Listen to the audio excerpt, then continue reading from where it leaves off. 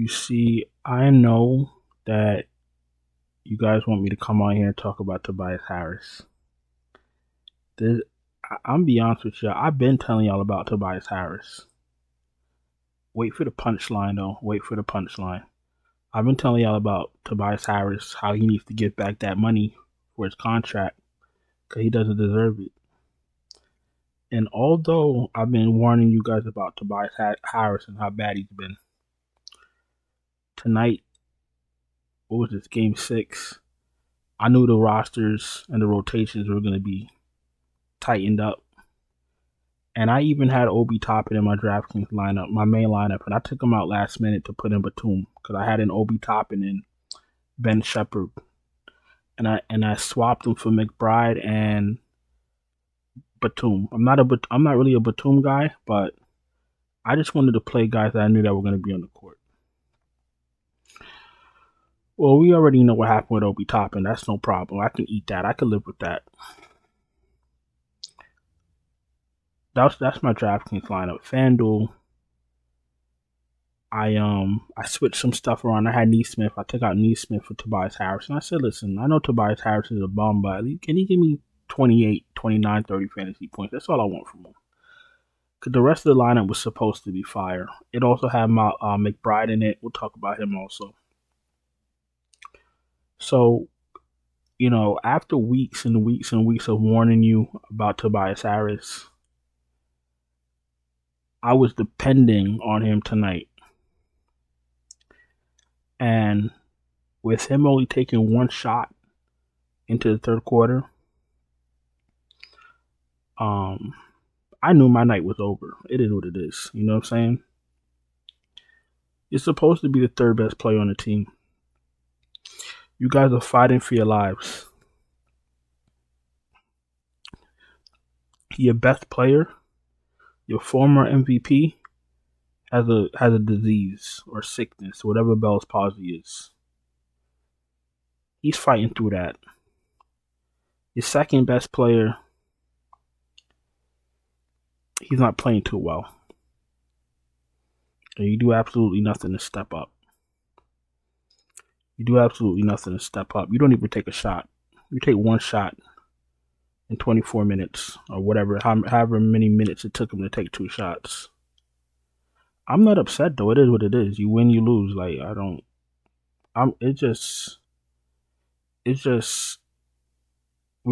a reoccurring theme with these NBA players that don't show up to work. You know what I'm saying? I don't care about the DFS. It doesn't matter. But the rest of us can't not show up to work. We won't get paid. We won't be able to live. We won't be able to feed our families. He gets to just do cardio on the court, and it's okay. And it's not just him. It's not just him. That process they were talking about for like 10 years, they need to give that up. They need to let it all go. All these teams that are getting nowhere, been going nowhere fast, they need to let it go. All of them. Clippers, Sixers, Lakers. You're not beating Minnesota. You're not beating Denver. You're not beating Boston. And every team but those 3, if you want to get serious, you need to start making some moves this offseason. Because we're having the same conversations every year. Even Golden State, let it go. I don't know why you keep bringing these same teams back. You're not.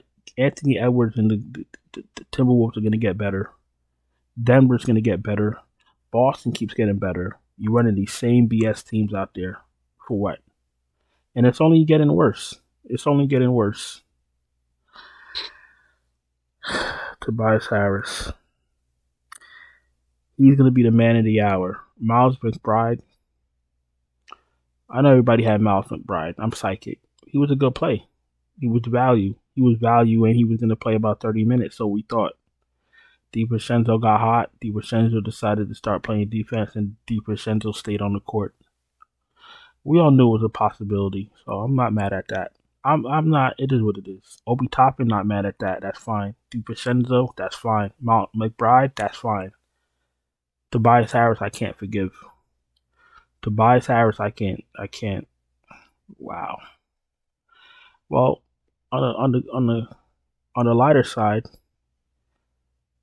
we get to see what happens on tonight's slate because we already know something's gonna happen. What happened with the last Clippers in Dallas? Harden. I don't know if y'all watched that game. Harden really looked disinterested. Harden looked like he didn't even want to be there in the middle of a playoff game. Here we go. All right, let's see if we could get into this next slate as best as we could. We're going to start with Luka, 11-9. Obviously he's the highest projected player on the slate. Do you play him at fun value? You can, if that's your play style. The problem with paying up and playing value is that you got to get your value pieces right. And as we've seen tonight, value could be anybody now. The last Pacers game, it was Ben Shepherd playing more minutes than TJ McConnell. This game last night, it was TJ McConnell playing more minutes than Ben Shepherd. How do you know? You don't know. The NBA never really used to be like that. We know that. But that's what it is now. It's just a rotating carousel of bench players. We just play different ones. Did you see Buddy Hield tonight? Wow. I bet you none of y'all have Buddy Hield in your lineup. If you play single entry, no one had Buddy Hield. I can tell you that right now. Fine value play Luka. Kyrie's gonna play James Harden. So this is what's gonna happen. This is what I'm talking about. We're all gonna look at James Harden's game log. We're all gonna watch the game that he played last, and we're not gonna want to play him because he looked like he was disinterested. Now we're gonna fade him, play somebody else, and James Harden is gonna go hit 6 threes in the first quarter. It doesn't make any sense. It doesn't make any sense how they're turning it on and off like that. That's what that's my point. Like they're turning it on and turning it off when they feel like it. Why? Don't you want to win? Don't you want to win every game? Don't you want to win your playoff games? That's the part I'm not understanding.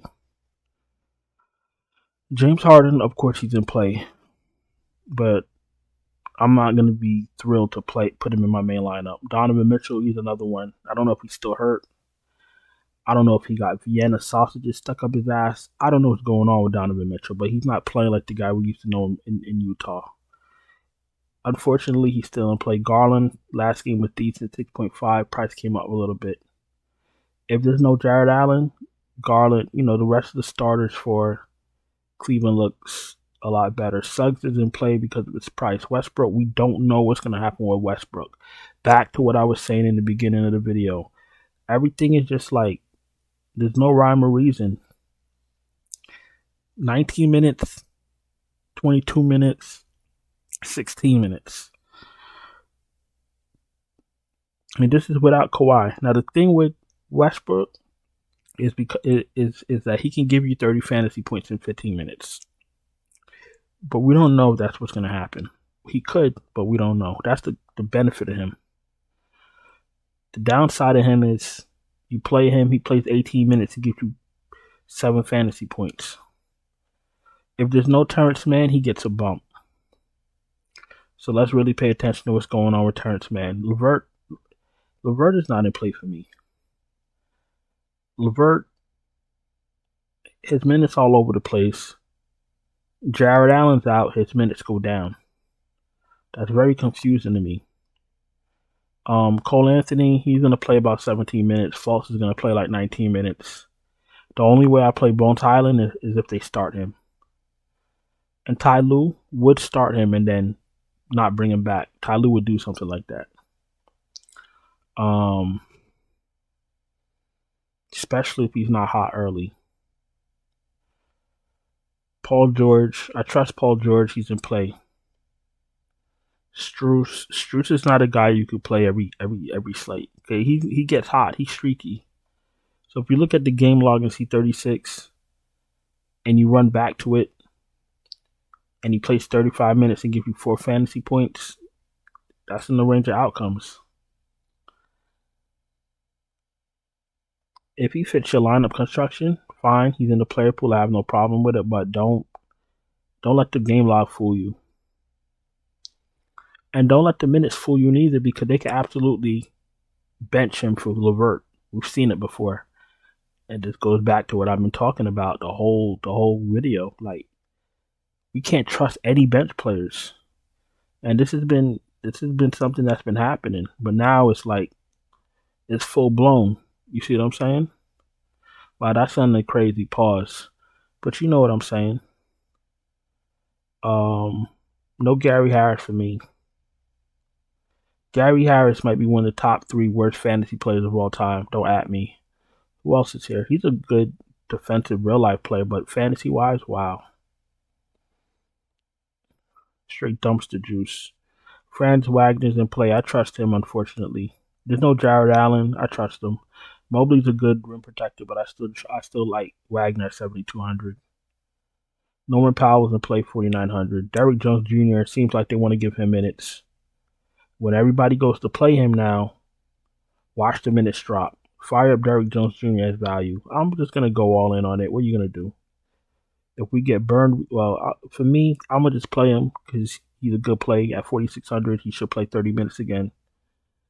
If I get screwed, I get screwed. Well, you can't worry about this stuff anymore. You know it's not set up for you to win. You understand that? Okay. It's like going to a casino. You know, it's like going to the city fair, or whatever you guys call it, the amusement park in your neighborhood in the summer.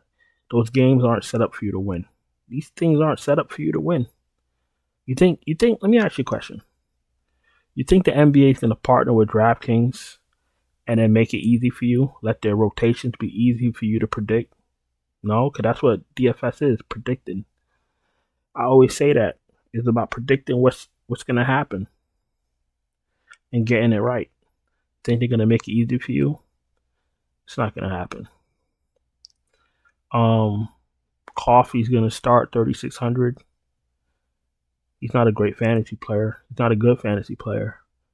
He's not even an average fantasy player. He might get lucky and hit a few shots, but if you're playing one lineup, I wouldn't be playing Coffee. Akaro, I'd rather play Akaro if he starts, but he's not going to play a lot of minutes either. 23 minutes. He got all his fantasy points in like the first quarter. And then he just sat on the bench, handing out Gatorade. I'm lying. They actually benched LeVert, not benched, but they took LeVert's minutes for Marcus Morris.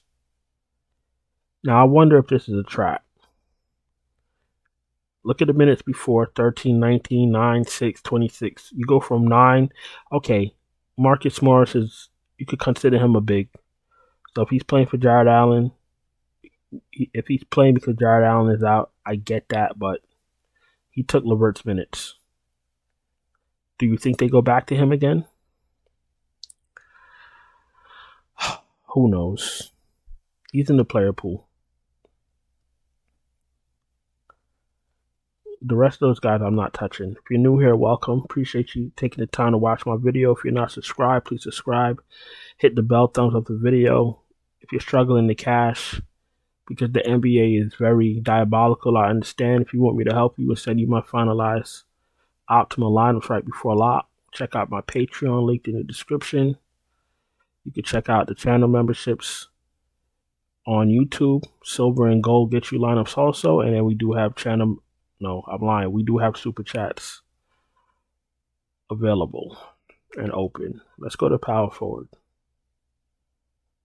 Yo, I ain't gonna lie to you. Tobias Harris really drained my energy because my man's had one shot in 3 quarters. Isn't he on a max deal? Doesn't he? Tobias Harris. Wow.